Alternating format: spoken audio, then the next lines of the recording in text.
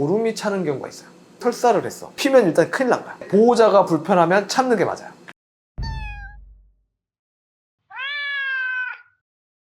고양이만 건강하면 당신은 행복합니다. 국내 최초, 최고의 고양이 전문병원 백산동물병원 대표 수의사 김영진입니다. 원장님, 종종 턱드름 관리하는 제품 추천글이나 질문글이 많이 올라오거든요. 네. 추천해 주실 만한 제품 있나요? 실제적으로 제가 생각할 때 병원에서 치료할 수준이 아닌 상황에서는 제품을 추천할 만한 건 없는 것 같아요. 자, 여기서 또 이제 기초 상식 갑니다. 자, 여드름이란 건 뭘까?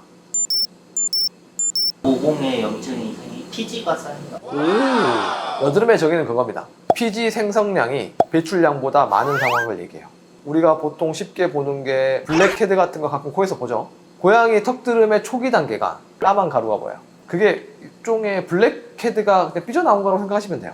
여드름이 그냥 별 문제 없는 경우도 있고 염증성으로 진행하는 경우가 있고 더 진행이 되면 안에 고름이 차는 경우가 있어요. 감염이 돼서. 그래서 고양이 턱드름은 기본적으로 그냥 검은 가루가 나왔을 때 얘는 괜찮아요. 보는 사람이 답답하지.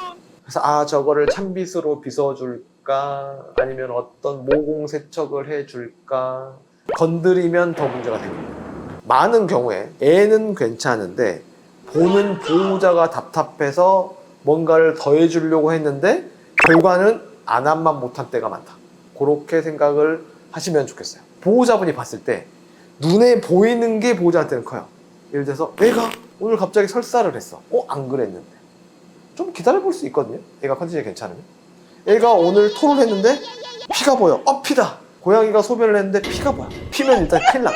물론 정상은 아니죠. 어제도 한 마리 왔어요. 피가 보였는데 검사상 특별한 게 없었어. 스트레스성 일시적으로 특발성 방광이 왔다 갈 수도 있거든요. 물론 놀랄 수 있죠. 근데 그거 보고 괜찮아 뭐 어때 닦아주고 뭐 해주고 약 먹이고 보조제 먹이고 하는 게 오히려 문제를 일으킬 수 있어요. 그랬을 때 고민할 게 이게 병원에 갈 문제인가 아닌가를 고민을 하고 갔으면 대응하면 되고 다만 확실한 문제가 확정되지 않았는데 너무 적극적으로 대응을 하면 안함만 못 들 수 있다. 그 중에 하나가 턱드름이에요. 이게 염증으로 진행됐을 때 의료적으로 개입을 하는 게 맞습니다.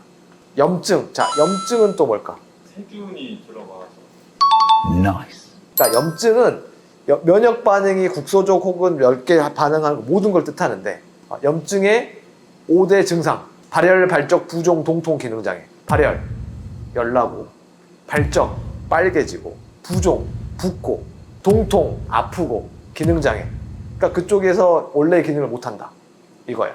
그래서 염증으로 진행됐을 때 턱드름도 개입을 하는 걸 추천합니다. 빨갛게 부었어요. 그러면 간지럽고 아프거든요. 그럼 얘가 긁어요. 그러면 2차 문제가 생기죠. 항상 말씀드리지만 고양이는 낄끼빠빠를 잘해야 돼요. 애가 불편하면 개입하는 게 맞고요. 보호자가 불편하면 참는 게 맞아요. 보호자분이 거기다 신경을 쓰면 애도 신경을 쓸 수가 있어요.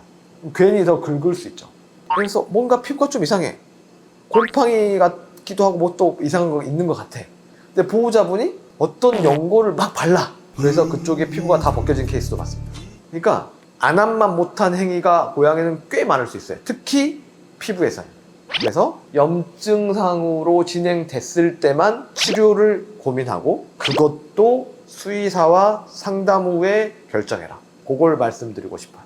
플라스틱 그릇을 쓰지 말고 식기를 세라믹으로 바꿔주라던데 그거는 일리가 있는 말일까요? 이건 반은 맞고 반은 틀릴 수 있을 것 같아요. 턱드림이 있는 친구들이 간혹 접촉성 알러지가 있는 경우가 있어요. 근데 어차피 턱드름이든 접촉성 알러지든 염증 진행이거든요. 그러니까 겉으로 보기엔 비슷해요. 그리고 이유가 하나가 아닐 수 있고 두 개가 같이 있을 수도 있거든요. 기여도는 차이가 있지만 그러면 기왕이면 자극을 줄여야죠. 그래서 밥그릇을 좀 더 피부 자극이 없는 걸로 바꿔주면 도움이 될 수 있는 것은 맞습니다. 제가 알아보고 제가 경험한 턱드름의 가장 큰 원인은 먹는 오일이에요. 통상적으로는 상업사료에 있는 오일입니다. 그래서 사료를 바꾸면 턱드름이 개선됩니다. 영양소 밸런스를 위해서 오일은 들어가야 돼요. 보통 상업사료는 그 오일을 어떻게 집어넣냐면 오일을 뿌려서 건사료 밖에를 코팅을 합니다. 수분 손실을 막기 위한 코팅 효과도 있어요.